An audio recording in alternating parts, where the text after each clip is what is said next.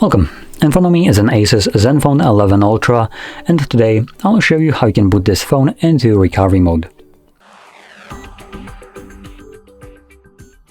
So to get started, you want to hold your power button and select power off. And when the device turns off, hold power button and volume up at the same time. This will boot us into boot mode. Once you see anything on the screen show up, you want to immediately let go of these buttons. Now if it turns off like it just did for me, start holding them once more. For some reason, sometimes when you let go of the power button, it accepts the first option, which is start, meaning it brings you back to Android. Anyway, once you have this open, using volume buttons, you want to have selected recovery mode, there we go, and then confirm it with the power button. Give it a second, and it will then boot us into recovery mode. And there we go.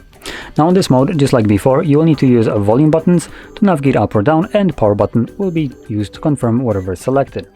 Now going over the options, and here we have things like reboot system now, which will bring us back to Android, reboot to bootloader, which will bring us back to the previous page. We have also enter fastboot mode, wipe data, which only consists of factory reset, power off, and that's about it. So anyway, jumping straight to the first one, I'm going to confirm it, and like I mentioned before, this will now bring me back to Android.